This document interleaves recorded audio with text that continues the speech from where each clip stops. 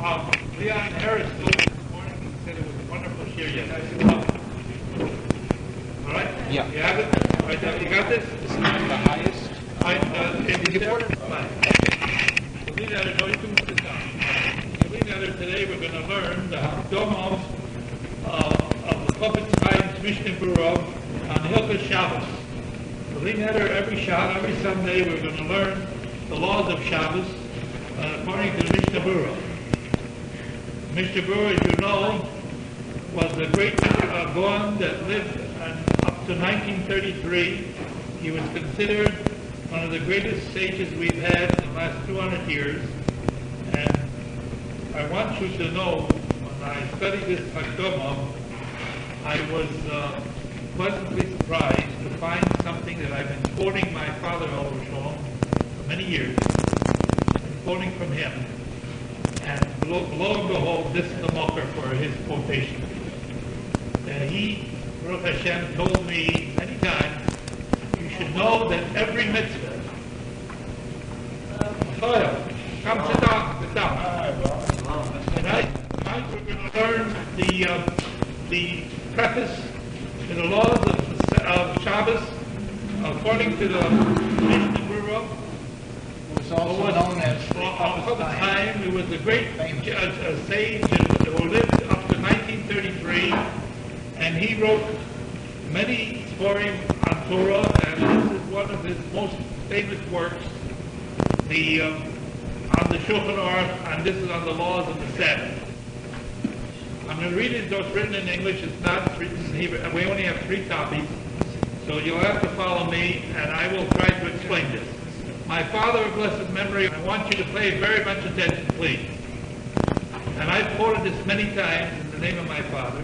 I never knew where it's from, and now I know where it's from. It's Hakdama. My father said, every commandment that God gave in the Torah was intended to benefit a part of a person's body. That we should never assume that there's any commandment that has no deep, good reason why it was given. We may not be cognizant of the reason or the understanding of it, but necessarily we must assume that it is necessary for our well-being to fulfill all the commandments as best we can. Now, I'm going to read this to you. He's giving you now a preface of why it is important for a Jew to observe the laws of the Sabbath, which are very, very difficult, even under the best circumstances. It's written in the Torah, remember the day of the Sabbath to sanctify it. 6 days you should work, because for 6 days the Almighty made the heavens and the earth. And it teaches us this passage, and this subject matter of the Sabbath, that it is one of the foundations of our faith, of the Jewish religion, to know that the world was created and it didn't always exist. And since everything was created by God, He is the master over everything. And we are His servants. And we are obligated to do His will and to serve Him with all of our bodies, with our souls, and with our money. Because everything in truth is His. And the Torah is cautioning us on the observance of the Sabbath. You can find it 12 different places in the Chumash.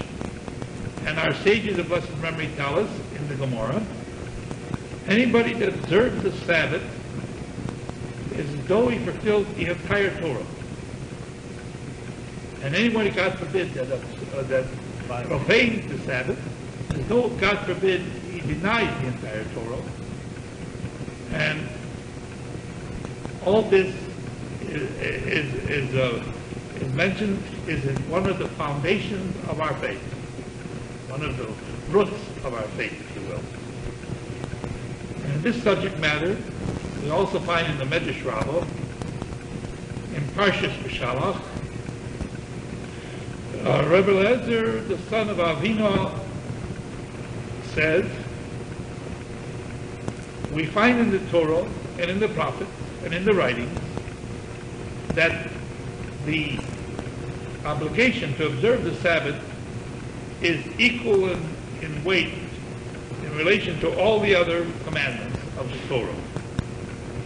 In the Torah, how do we know? From the time that Moses delayed to tell them the commandment of Sabbath, when God told him to tell the Jewish people that they have the obligation to observe the mitzvahs of Sabbath. Incidentally, who knows when it was first told about the Jewish people as the people were told to observe the mitzvahs of Sabbath? And the Morah. It's 3 days after the Kriya Shamsu. They came to a place called Morah where the waters were bitter, and some of the mitzvahs were given at that time. Yes. Came out of the splitting of the Yam, of the sea. Wasn't it a few mitzvahs that Dad taught to Untitled? No, these were other mitzvahs. I thought I read the which says. Well, anyway, these are the mitzvahs here. It talks about the mitzvahs that were mitzvah on the Bnei Israel. Maybe he taught in the whole Torah, but he wasn't commanded. But not commanded. You're not commanded. So God said to him, the Holy One blessed him, said to him, how long will you refuse to observe my commandments and my Torahs, my laws? Because Moses delayed in telling the Jewish people that they had their obligation to observe the Sabbath. And when he says, you refuse, he was including Moshe into that classification. What's written afterwards? See, the Lord has given to you a Sabbath. When they asked him a question, there was a miraculous thing occurred. As you know, when the Jewish people were wandering in the desert, lo and behold, tremendous miracles occurred on their behalf. That God protected them against all their enemies. There were these clouds that God surrounded their camp so that none of their enemies could attack them. And there was a cloud that went before them and would smooth out the land. If you've ever been in a desert thing, there's big sand dunes and everything. It's very difficult to walk on. A lot of rocks. Rocks and everything. They smoothed it out. They would fill in the gullies and smooth off the hills, so they had a easy way of walking. And the cloud served as a shield against the desert sun in the daytime, and in the nighttime it became a pillar of fire that provided heat against the cold of the desert night. And God, among other things, had a traveling well going with the Jewish people, providing them with all the water they needed in the middle of the desert. Whoever heard of such accommodation? And in addition to everything else, their clothes miraculously grew with them. They never wore out their clothes. It was always shined by the clouds, always kept in good condition at all times. And in addition to everything else, God provided manna, heaven, falling from heaven, a type of a seed that anything you wanted to eat, you tasted it, and that's what the taste was.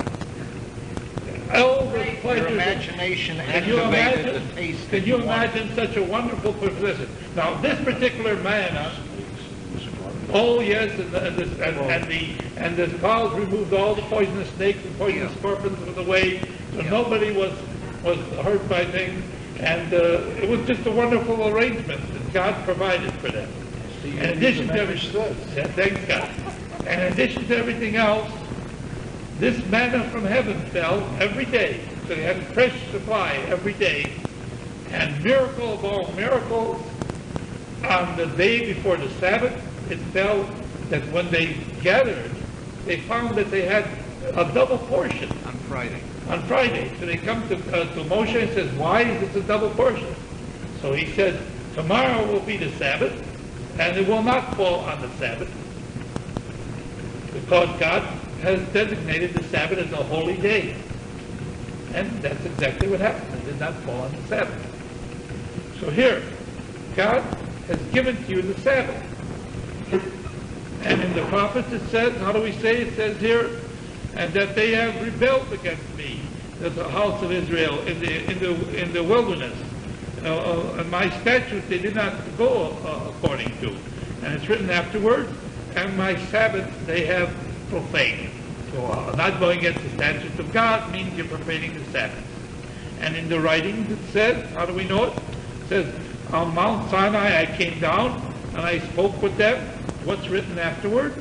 And my holy Sabbath you should let known to them. Said the Holy One, blessed be He, to Israel, even you will merit to watch. If you will watch you merit to watch the Sabbath, I will consider as do you watch all the commandments of the Torah. And if God forbid you profane it, I will consider it as though you profane all the mitzvahs, all the commandments of the Torah. And also, it says a person that watches the Sabbath from profaning it and watches his hand from doing all kinds of evil, God will give there. He says, look over there, and you'll see the entire subject matter in the Medrash, in Bishalach. I have the Medrash here, but I don't know if you want to look at it this time. Anyway, I just want to keep on going in this preface. See as how difficult, how weighty this sin is, that there is a prohibition against profaning the Sabbath. Do you not know there are many punishments on various sins that a person could transgress on them?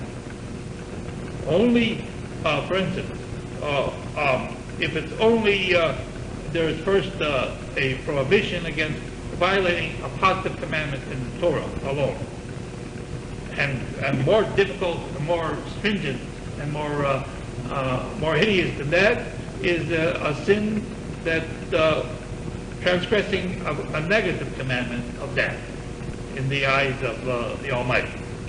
And more stringent than that is the sins that involve a death penalty by way of heaven, if a person has committed such a transgression.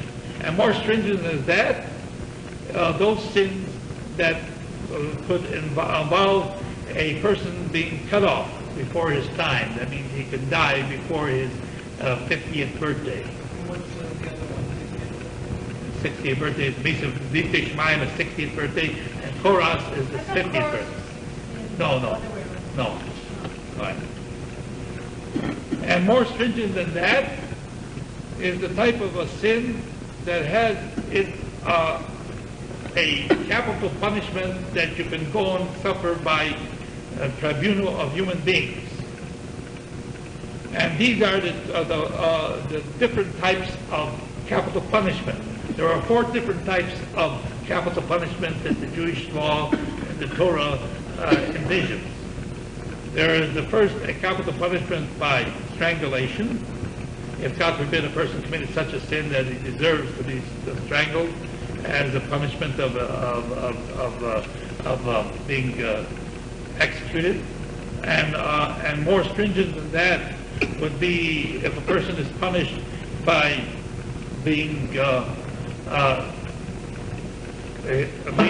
killed by the sword. And more stringent than that is if a person dies by burning. And more stringent than all these things, if God forbid a person has a death that he has to be stoned to death. This is considered by our tradition as the most difficult way of a person to die by means of capital punishment by a human tribunal. But this is considered the most difficult of all the types of capital punishment types. And on the sin of violating the Sabbath intentionally, the death is by stoning. Ooh, worse. By the worst. So we've gone through the whole category of the different types of sins that the person could possibly be guilty of, and lo and behold, What's the problem? He figures he needs something to drink. All right, let's start. All right. Okay, let's go further. Yeah. Nucha. And all right, and it is Follow you pro- word for word. fine. It's remarkable, but I don't know the words. well, you know up to now you follow it. Yeah, I'm doing it, yeah. Fine. Check it out. He didn't twist anything. I mean, it's written here. I mean, he didn't make it his way. Thank God, see, we got another cup of coffee. Because first of all, I wouldn't want to go and play with Prohibition. After all, this is his Torah. I'm going to start playing games with him. There's no way in the world that a person can go and teach God's Torah and not be sincere about it. Because if you do, you are playing with dynamite, worse than dynamite. You're playing with Almighty God. And God will never tolerate anybody making a joke out of his Torah. Go further. And it is correct to see further that the very stringency of this particular sin that there is in the prohibition of profaning the Sabbath.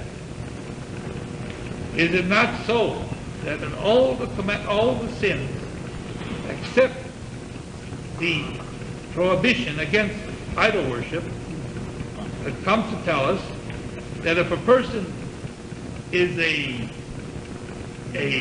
repeated type of sinner, a mumer is called a person that sins repeatedly sins, God forbid.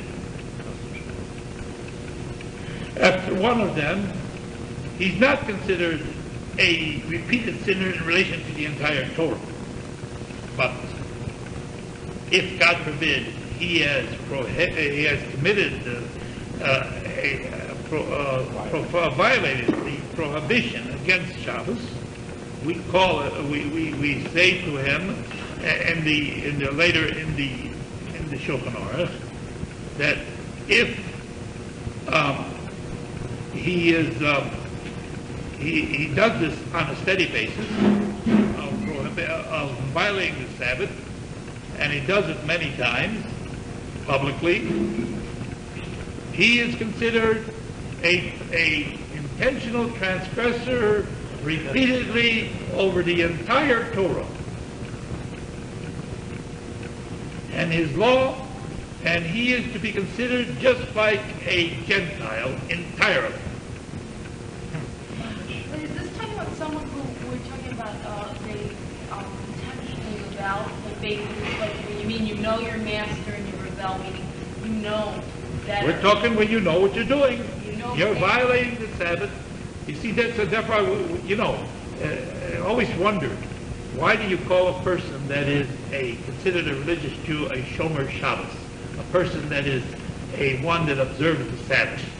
Why don't you call him truly a Shomer Mitzvah, a person that observes the commandment? But in truth, if a person is called a Shomer Shabbos, it implies that in fact he is diligent on all the mitzvahs. Because in order to be a true observer of the Sabbath, you have to observe an awful lot of difficult.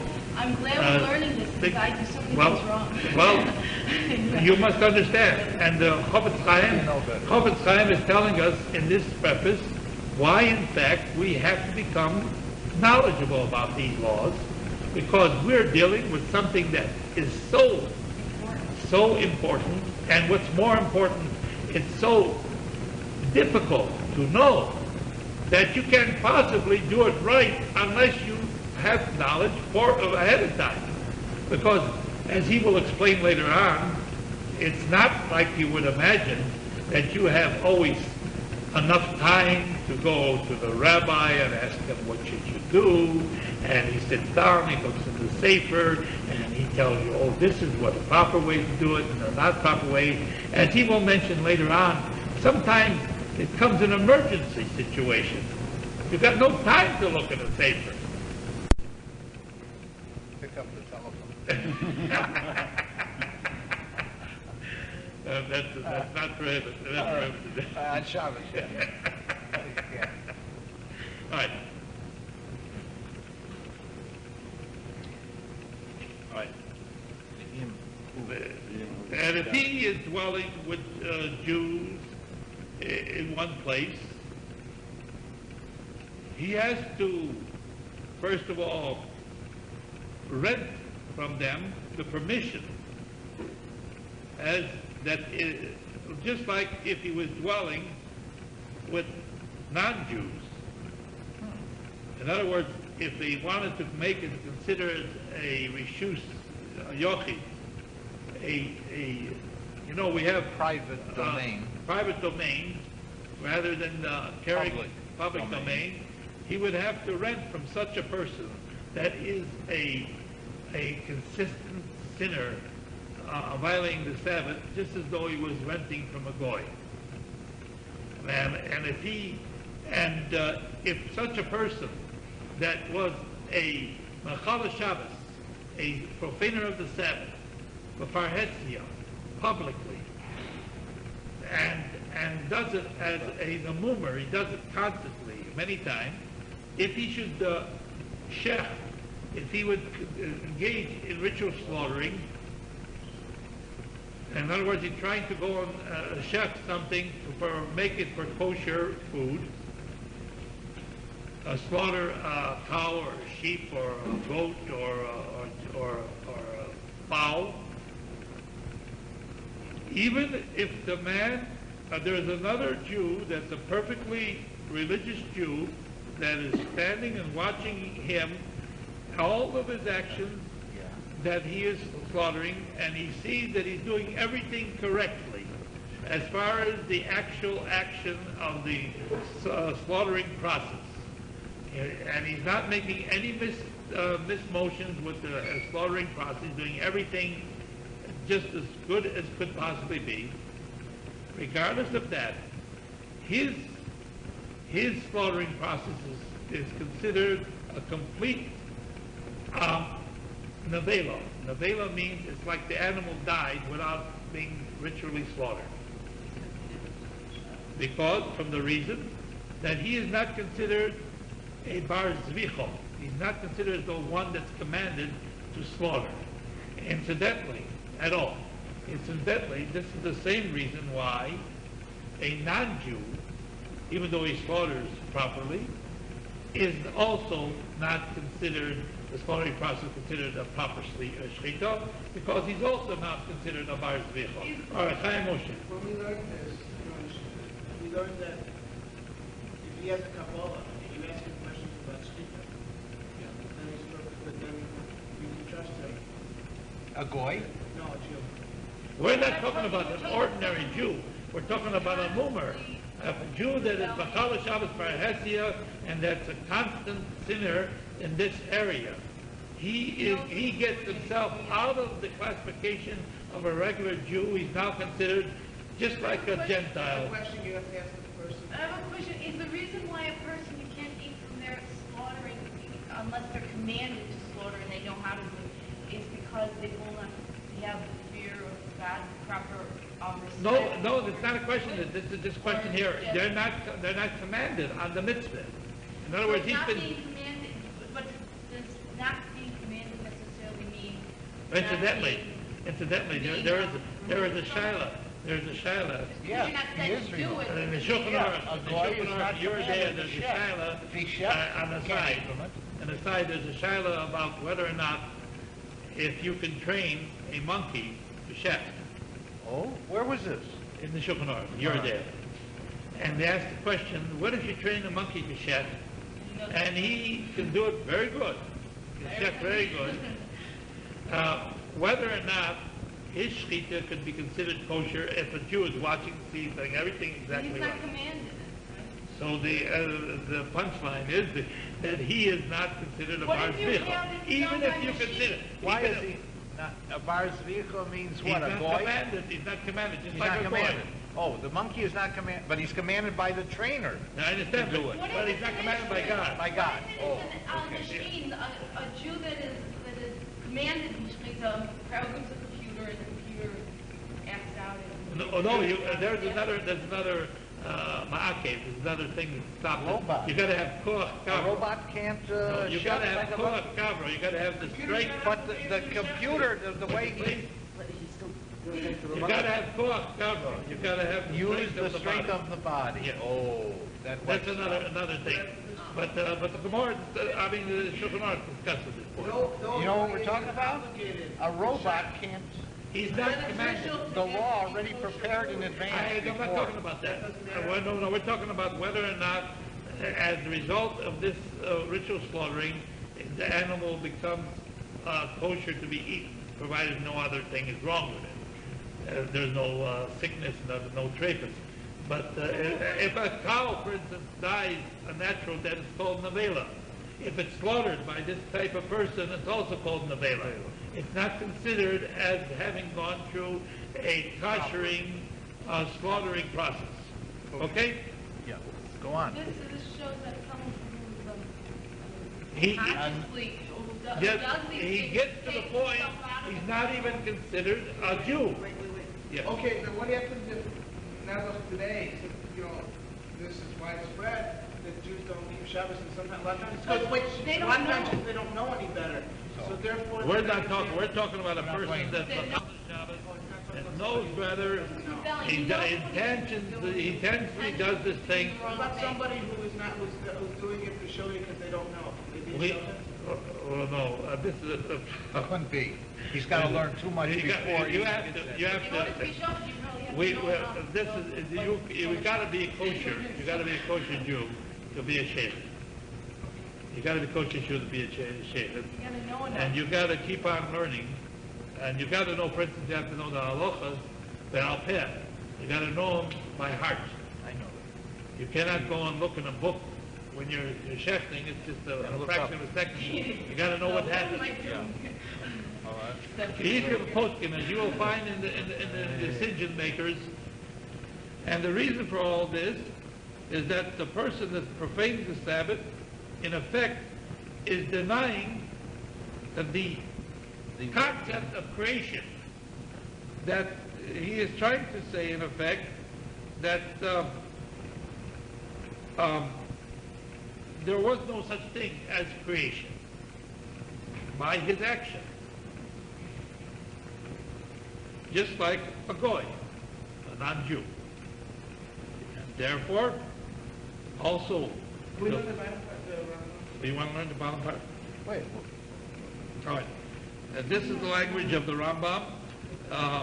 Can I amend What? what you're saying just Yeah. because to my friends that it's talking here that if a person doesn't keep Sabbath, it is as if he's denying that there's a creator of the world. Now, how could such a thing be? Why should that be? Because when we read in the first few chapters of Genesis about how God created the world, there was a first day, the second day, the third day. It comes to the seventh day, it says, and God rested from all the things that he did during the other 6 days. I don't know that. But I'm trying to explain to our friends here that if a person observes, now God doesn't get tired. God can make the world in a flash, in a bat of your eye. I mean, and just take it away just that quickly too. So God didn't need to rest on Shabbos because he was tired from all the work he did the 6 days. It's impossible that God had to get tired and he had to rest. So the reason it says that God rested on the seventh day is that it's recorded for man, for us as Jews, to know that God wants us to work 6 days, Sunday, Monday, and Saturday, we don't work. We don't do anything of a working nature, in creative nature, like God did things to create during the first 6 days. We can't strike turn on the light by flicking the switch, because that's creating light. Okay. Okay.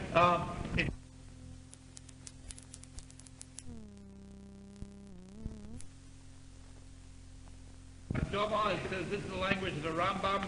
The Rambam, as you know, was the chief rabbi of Moses Maimonides. Egypt 800 years ago. Of the laws of Shabbos, he says the Shabbos and worshiping idols, both of them are considered equal to all the other commandments of the Torah. And the Shabbos is a sign between God and between us, the Jewish people, forever. Therefore, anybody that violates all the other commandments, he's considered under the classification of one of the wicked ones of Israel. But a person that violates the Sabbath publicly, he is considered like a Gentile that worships idols, and both of them are considered like Gentiles for all purposes whatsoever. Look there, he says. That's the Rambam says it, the chief rabbi of Egypt, 800 years ago. All right. Now let's go back to the public time. He's considered like a goy, a Gentile, and therefore also the punishment of violating the Sabbath, it is by stoning, just like worshiping idols. That also, if, for instance, a person had no warning that he shouldn't do this thing, at least he would be cut off before his time, before his 50th birthday. From all this, a person can see how great the subject matter of the Sabbath is. And also, there's also many sayings in our sages of blessed memory that disagree very much as to what the concept of the violation of the Sabbath consists of. They have many opinions on that subject. And also, we should also to know, according to Ramach, one of the great authorities, that Ramach Mitzvahs, Shabbat Torah, the 248 commandments of the Torah that are positive commandments, that all of us he placed upon a person, a Jewish person, to remind them and to watch them.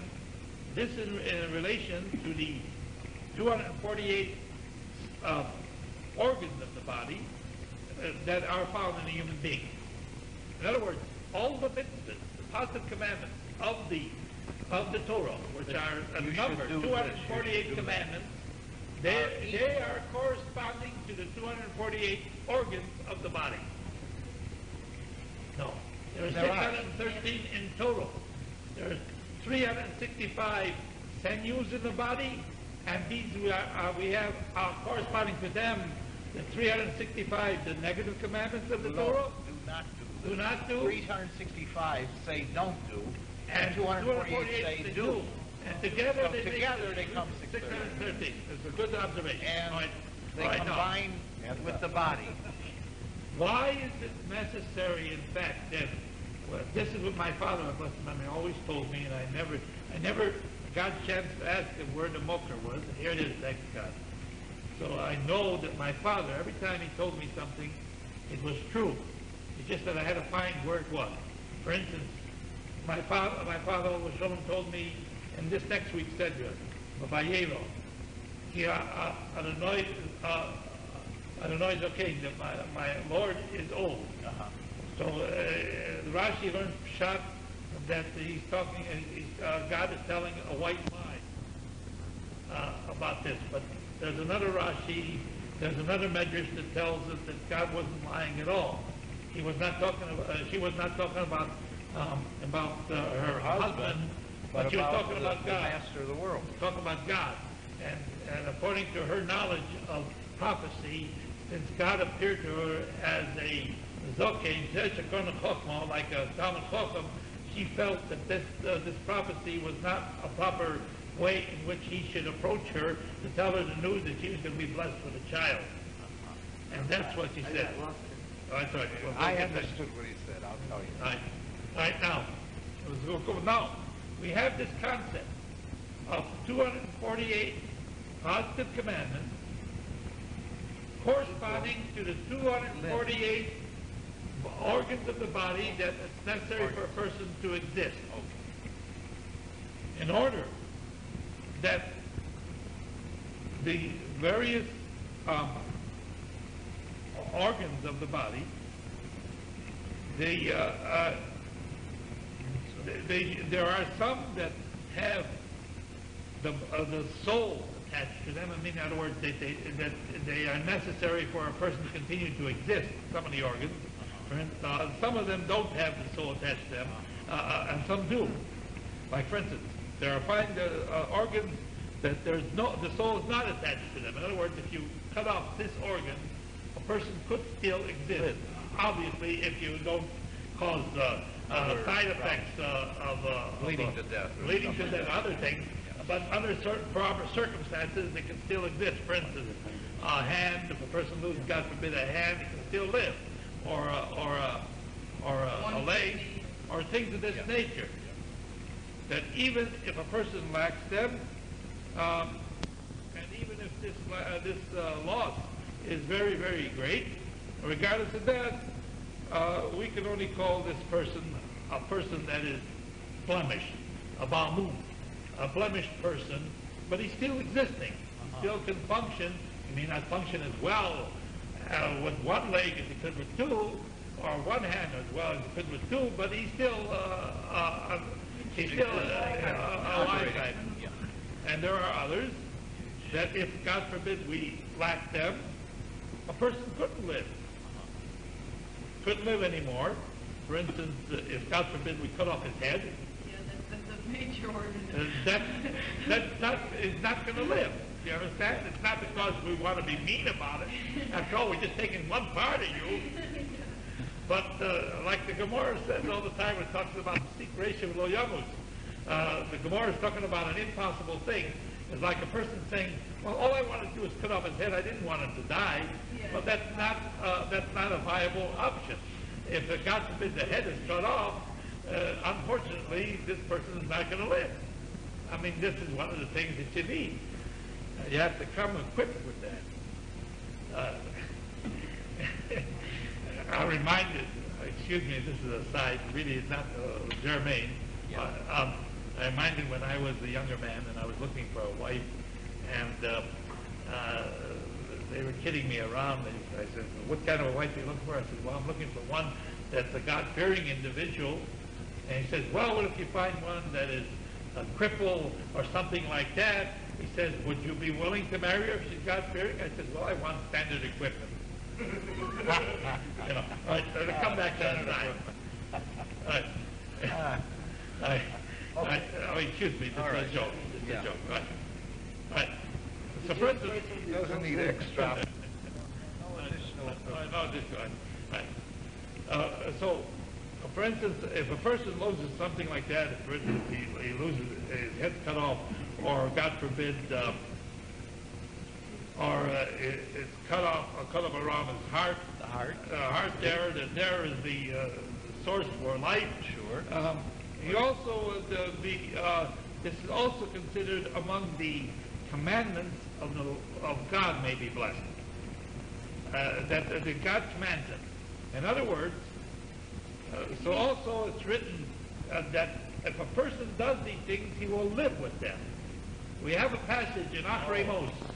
If a person does these things, he will live with them. And Rashi says, if you look in Rashi, in Achremos and Vayikra, it says if a person does these commandments, he will live with them. And Rashi says, but isn't in the end he will die? So we must be talking about Olam Haba, the world to come, heaven, if you will. In other words, when we are required to do the commandments of God, don't make this simple supposition that it's only necessary for our immediate betterment, but in truth, it's necessary for our eternal betterment. In the world to come, where there is perpetual life for all eternity. In other words, the record we make now in this world, Olam Hazeh, perpetuates itself not only in Olam Hazeh, but in fact stretches over the entire all eternity if we manage to merit all eternity. Yes. So that means like Shabbos, keeping Shabbos is like a person's pet. Like a brain or a heart. It means that every mitzvah in the Torah is necessary for some part of our body. I don't say the importance of Shabbos for like a major organ. So like if or a a person, series, of many. so like if a person not doing Shabbos, he doesn't have a head. Yeah, well, It says there, "Ki chayecho," the Torah is your life. Orech yomecho, the length of your days. And also many other verses like this thing that they teach us, because the most important part of the life of the soul in the world to come depends on the observance of the Torah.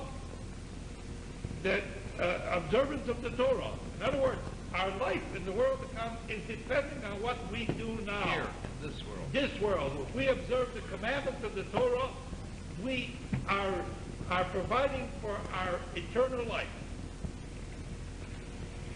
That there are certain commandments that even if a person intentionally violates them, he still can go to the world to come. But he only comes as a balmum, as a blemish type. In other words, if he observed many of the mitzvahs, but other of the mitzvahs he did not observe, he comes like a cripple, like a person defective in certain organs, because he hasn't fulfilled the commandments corresponding to these particular things that have the unique, the life-giving force for eternity, because he did not do these commandments. That this is something very, very, very That's important. why we keep kashrus. We got to keep everything, because there We are keep the food that goes in our mouth and through our body and gives us nourishment. It has to be proper food, not defiled. The Chofetz Chaim continues to say, and also this would be a great shame to him for all eternity, that it would be known what is written in another Sefer, and also in the Hagron, the Vilna Gaon as well, that in Mishlei, that this will affect for all eternity his soul, and this particular organ that he has been intentionally violating this law on the will of the God may be blessed. And we find that, for instance, I mean, I get a picture here. You mean people can take a look at someone and say, no, what yeah, they you do? see right away You would what he know did, in what way another soul was defective. It would show because he didn't observe certain mitzvahs. The soul would in the world to come. All right, wait. Souls not here together, they're Isn't this dynamite? Isn't this dynamite? Who's? Rabbi. Yeah. Okay. Yeah. I heard that as long as somebody, when they do the 600 mitzvahs, as long as they do this the mitzvah one time in their life, they're not totally cut off. But, you know, if they're talking to you like if they didn't do any of them, they didn't do it at all. All right, as to the degree, Somebody did it and then no. As to the degree of how much the blemish is, obviously it depends on how well a person. That explains why they go downtown. They get people to bench us for the first and only. What do you say? That's their philosophy. Because we do not have basic mikdash anymore, Holy Temple, we don't have 630 commandments that we could do anymore. So does everyone, since the destruction of the second basic mikdash, go to heaven forever? No. It wouldn't be proper to assume that God is not fair. In effect, if the mitzvahs aren't operative No. yet, If- so we're not, it's commanded right wait, now. Moshe. Okay, the Torah tells us that for the basic mikdash, like bringing korbanos, if we learn about the korbanos, it's like we brought the korbanos. Sacrifice. So like everything, whatever mitzvahs there are, by learning about it, if you can't do it now, when you learn about it, it's like you did it. That is correct. That's correct analysis. And otherwise, there's other things too. For instance, the Gemara tells us in Rosh Hashanah that if the person does a lot of good meritorious things, sometimes God gives him credit as though he did other mitzvahs that he really didn't do. For instance, the Tavalei Taisvis tell us that if a person, say for instance, learns Torah, as we will learn here, we're going to give you about an example of a person never putting on tefillin. If he learns Torah, he gets credit as though he put on tefillin. And that's a minor. Yes. If a person is truly repentant Yes, similar. Any of the defects that were in his soul, are they then rectified? Yes. So then, in effect, they could have maybe done mistakes their whole life, but they realized that they regret it, and then they do. You see, this is the beauty of learning about it now. While we're still almost there, you can still do something about it. You don't have to go there all messed up with all kinds of things. That's not necessary. Yes. Okay, the Chofetz Chaim says in the Sefer Mitzvahs HaChoseh Yeah. that if somebody by doing tshuva, that only helps if you did a negative, if you do did a negative, you could do a negative commandment. But for positive commandment, he said that there's no remedy for it. That tshuva won't help it. Because It depends. Well, we have to look at the paper. Let's not make it just. Doesn't seem. What I was No, I think saying, so. you Why? think about the time involved. Like there's a lack in time. Okay, you wiped away the bad part, but now you have a lack of good. So like that, but we also learn if you do tshuva, God turns your demerits into merits. Right. So all the sins a person does are not Becomes committed. Well, let's not get involved. We're learning now the concept. Chaim Moshe. We're learning the concept. That's only Forewarned is forearmed. Right. We are just trying to understand the tremendous responsibility that we have, but that we cannot ignore our responsibilities in the service of God. All we're trying to do, we're not trying to pinpoint how far, in fact, we do blemish ourselves if we do not do it in a proper fashion. Obviously, as long as we're alive, we still can make remedial activity and can correct whatever we are not doing properly.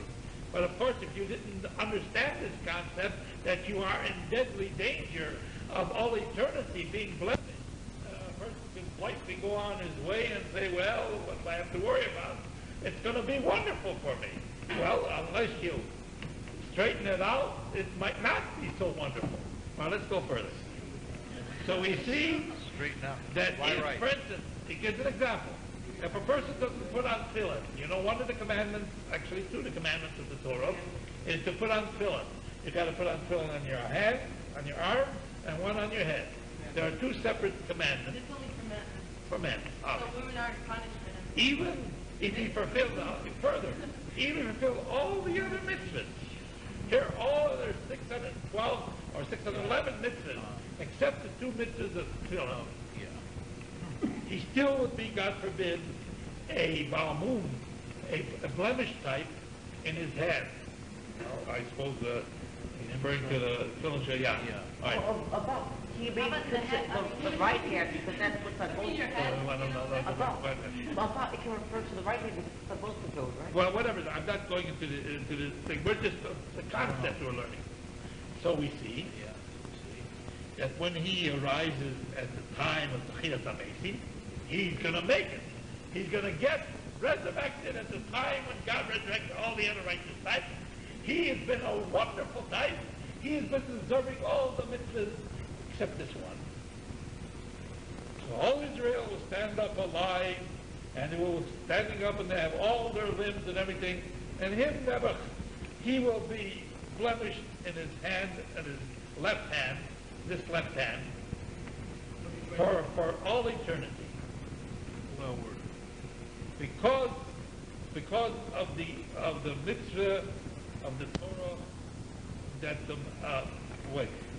because of the mitzvah of the Torah that a person fulfilled with his limbs, he merits to live forever, a life forever, if he does what he's supposed to do. And all the commandments of the 248 commandments of positive nature will make alive the organs of the 248 that have relevance to each one of these commandments. In other words, my father told me this, that every mitzvah has a relevance to some of one part of your being. And in order for you to have the welfare, the complete body complete to be person, resurrected, you have to work on all the areas in order to get these things. The whole body Don't is assume that certain mitzvahs are antiquated and to be ignored and not to be pursued. In fact, it is very urgent that we become knowledgeable of the severity and the urgency of the task in front of us. Just like we say, the life, God has planted inside of us everlasting life. How has He planted inside of us everlasting life? By giving us the mitzvahs. And the mitzvahs of the Torah. And since, the connection. yeah, and since a person transgresses, he has blemished the soul of this particular mitzvah. He will not have something that can revive, make alive this particular soul, this particular organ. When he comes to Chiyus amazing, you got to have something that will revive it. What will revive it? The engagement, the Olam Hazeh. That will make alive the other things. In other words, it's very urgent and important that we observe all the mitzvahs of the Torah across the board. All right, Natalia, you have to raise your hand first. Yes, you can. Isn't this beautiful? Beautiful. Is this how I understand things. Beautiful. And it's not just spamming about the room. Yeah. This is a gadol who talks like this. And just, you got to have respect. He doesn't just plop the same word. All right, Natalia, what do you have? I have a shout out on is it the Mishnah and Taya? Mishnah and Torah, Let's see what it is. So, like the first Mishnah and Torah, Talmud Torah Keneged Kulam? Yeah, what about it? Okay, well, it says the word of Torah is equal or sometimes outweighs the law. Yes. All right. That's referring to the other commandments, right?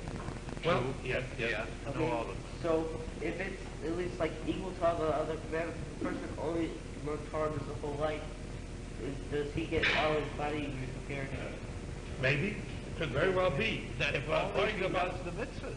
No. Learning alone is not sufficient. You got to do what you know. Rosh Hashanah says that he might possibly be given credit for, unless well, this we call into the proteos, into the details. What we're learning is now the general rule. Yes,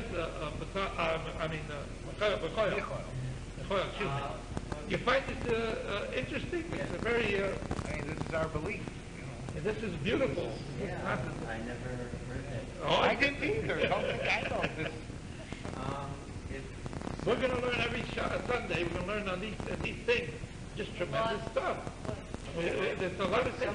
If someone's already, people that have already died and have, committed sins, and they're already, what's the word? Missing limbs or Whatever, messed up, yeah. blemished. Isn't there anything beyond that you can do to change that then to become a whole? Well, let's put it like this. Quote a passage. All right, Natalia. Okay, there's a passage in Koheles, the preacher, Ecclesiastes. It says, a twisted thing cannot be made straight. It refers to someone who, well, this is one of the portions I read in the article of Koheles. It refers to one of the portions, well, it refers to a person who, after his lifetime, discovers he didn't do tshuva, and he wants to do tshuva, but it's already too late because he doesn't have any ability. Yeah, he doesn't have He's the not challenge. alive. Wait, Chai Moshe, I didn't answer you. You were raising your hand. I'm sorry, I didn't mean to. Okay, all right, Simalea, what's your shout? Well, there may be a remedy. I have an Oh, you wanted to answer? Ask him now. Ask him now.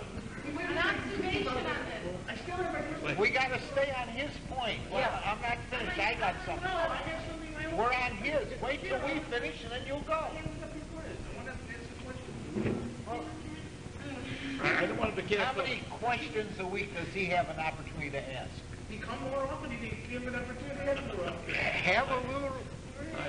Okay, my question is, No, that's your question. You tell. His question Yeah, you is he ask, wants yeah. to know. Okay, Vincent, That's a... that shows that time I started. No, on the contrary. Please. You're in the dark. Please. okay, I'm getting it. There was the Gemara.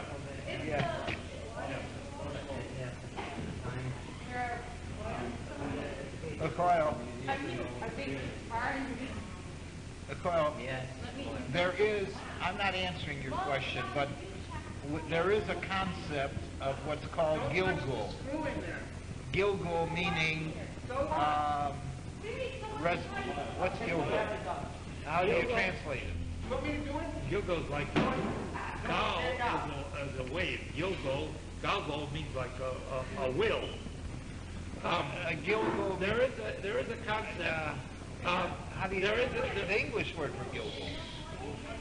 I don't know what it is. that would be a resurrection of a soul. In other words, like God giving a person another opportunity to Come back in the world come back and into live the world, again the same live life. again, and in a different body, and to perfect his soul a second time where he messed up the first time. You understand what There I'm is saying? that concept. Now, I don't know that... But nothing in heaven that you can do to change. There are No, many things no. that in heaven that could be done. Wow. First of all, It's too late if you don't do would it. you listen? There is a concept in War in Rosh Hashanah that says that after a person dies, he goes to heaven for a judgment by God. And if that person, for instance, is found wanting, having committed a lot of improper things, sometimes that soul has to go to hell and be purified by That was my point. Can I ask a question? What is your point? wait, be purified by this cleansing process in hell, and eventually he has a second judgment where then he can come back to heaven. But all right, now, It says you have to... No, the blemishes are removed in hell. yeah, It's a that's burning, a cleansing process. it's a Yes. mikvah fire. All 613 mitzvahs, okay? Yes. What happens if somebody is... Well, that's only if they're applicable. Right, but what happens if there's a mitzvah that's applicable, but yet a person doesn't do it because he doesn't have to unless circumstances say he has to? Well, then he does not responsible to do it. Honest patri, we have a general Okay, rule. but somebody doesn't If a need person to- is boxed out of doing a mitzvah, the Torah does not require him to do it. So if a person doesn't eat meat, he doesn't have to just slaughter an animal. Okay, but my point on this, if I may, So wait, Chai Moshe. Or something like Kohen is obligated and... That's right. So if he does it and we support him doing it, then it's considered that we've done it, and you know... Yes. Okay. God is very generous. Don't worry about the Rabbi Shalom. It's just our part, the weak part. doesn't also Yes. come in when you have Gilgal and reincarnation that a person... That's the word. Gilgal- Reincarnation. Reincarnation. That's the English word where for a it. person didn't quite do all that he should have in this world. There are a lot of concepts about that. Do you believe in reincarnation? Yes. There is that, yeah. We have that concept. It's mystical, it's not... It's Believe it or not. I mean, I don't want to get to this. Suffice it to say this. It's not a- Suffice it to say this. Almighty God has many ways of trying to right the record. You understand? Yeah. All he needs is a little encouragement from our side. You understand? We just got to give him something to work with. It can't, it's very difficult to save somebody if he's determined to keep on messing himself up. I want to say Yeah, something yeah. that I remember Right, Shmuel. you taught us. I thought, Baruch Hashem, Yeah, right, that came over. that it is possible that when a person in this world does good, it could benefit his ancestors who are now dead, as well as it can benefit his children or grandchildren that aren't even born yet. In other words, that concept means that you and I, by our work in this world, in our lifetime,